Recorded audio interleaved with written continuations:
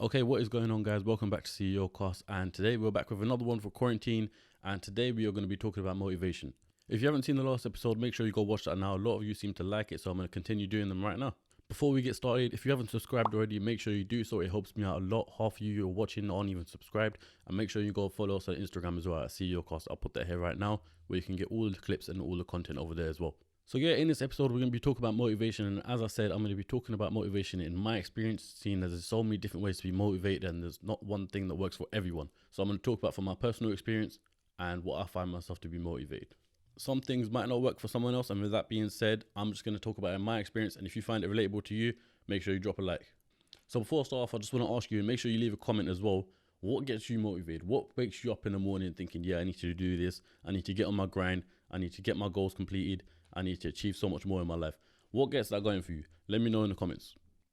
Okay, so for me, I start to see motivation in the form of results. And what I mean by that is when I start to see something that I've achieved after aiming for it for a long time, then I start to feel motivated to progress on to the next thing. For example, I'm going to talk about motivation in the perspective of gym because I feel like a lot of you are gym goers and you can relate to this a lot more and you can understand motivation that way a lot easier. So for example, let's just say you're in the gym right now and you're benching about 50 kilos. But your goal is to start benching 100 kilos. Now, you're not going to jump straight from 50 to 100, are you? No. You're going to jump from 50 to 55, 60. And as you hit those milestones, because it's going to be a lot more easier to progress like that, you're going to be motivated to move on to the next one. Does that make any sense? So what I mean by that is set yourself small goals and small targets to achieve in the short run compared to something in the long run. If you start aiming for the long run straight away, you're going to find yourself that you're taking a long time to get there and you're going to start getting unmotivated along the journey. Another way I stay motivated is to look at things I want, look at things I like, and think about ways I'm going to get that. So, for example, if I take this car that's next to me right now, I'm going to be thinking, okay, what can I do to actually achieve the real thing? Now, right now, I've just got loads of little models in my room because I'm a petrol head. So for me, it's cars. I want to, let's just say a BMW one day in the future. How am I going to get that? What's my steps I'm going to take to get that? Okay, I'm laying back and I'm continuing this because generally I say people see motivation and the results they've attained so far. So for example, let's just say I look back in the past and I think, okay, I started CEOCAST with 1 subscriber, 1 follower on Instagram, and now I've got 170 subscribers, I believe, and about 650 followers. I look at that as like how I've achieved so much in a short space of time and how I'm going to progress that so much more in the future. So it motivates me to want to continue and grind and bang out all this content so that I can be at my goal one day of being like the biggest podcaster in the UK for business and entrepreneurial and bringing you the best success stories. Don't get me wrong, everyone goes through them times where you go through a certain period or you go through a certain phase where you don't feel motivated for anything. You feel like you can't bother. You know what I mean? Like you go through a phase where you just like allow it. But the best way I've overcome that is just take time, take a break, because that's what your body is asking for. That's what your mind's asking for. Take a short break, and then find yourself trying to get back into those activities. And the best way to get back into those activities is simply by just starting again. The best thing you can do is make that first step, whether you're starting out or you're continuing where you left off. Just make that first step, and then as soon as you see success and results in that first step, you're back on top, and no one's going to pull you down. Another thing I'll say is don't let anyone's opinions get to you. Don't let anyone's negative opinions or positive opinions for that matter get to you. So what I mean is if someone's turning around and saying to me, for example, your podcasts are like, allow it, leave it, stop doing it, you're embarrassing yourself and all that stuff. I do not care. You can say what you want. I'm motivated to do this. And when I get there, who's laughing now? Basically. And as for the positive side, is don't let people's opinions drive up your ego. So let's just say someone said to me, oh, your podcasts are sick and all that stuff. They're so motivational. I'm not going to go walking around now and saying I'm the best podcaster and best flipping motivational speaker and all that stuff. That's just not me. I'm not going to do that. Because as soon as I do that, anyway, if I did do that, that's when I've lost. I'll just elaborate on the last point quickly. So when your ego is driven up, I'd probably say that you don't look at your results and don't appreciate them as much as you would. When you're not appreciating the small things that you've achieved so far, you're going to find yourself slowly starting to get unmotivated for the rest of the things in the future. Another thing is having big support around you. You got to have people around you who are going to motivate you and going to support you and put yourself in a circle where you're all trying to achieve something big, where you're all trying to grind, where you're all trying to achieve something, put yourself in that sort of circle and your team will just help you. That energy will just lift you up so much and you'll find yourself that you don't have to even need to be motivated because everyone else around you is just going to lift that positive energy up. So when it comes to like starting a business or something, the biggest thing for motivation which a lot of people don't understand. They just see the money straight away. Just do something that you love.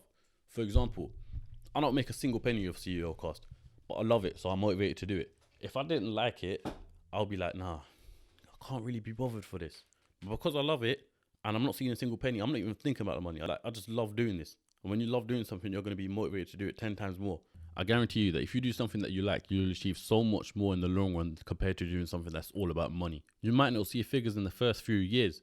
However, when you get there, then you're going to start seeing big figures and then you're going to be loving it. If you just went for a job straight away or opened a business where it's all about the money from the get-go, you're thinking, okay, I'm going to get into a beauty salon because it's big money, but I have nothing about it. I have no enjoyment in it. I don't really care. I just want the money.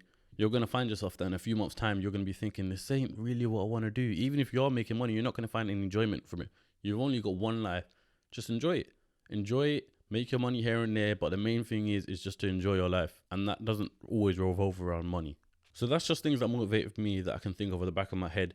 I asked you guys on Instagram. So if you follow me on Instagram, you'll see these questions popping up regularly that I'm going to put for a video. And I asked, what motivates you? So let's just get into that. Someone said auto trader.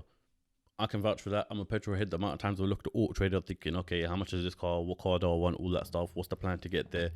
You look at the things that are realistic. You look at the things that you want to get. It goes back to the point of saying things that you want to get. For example, the car.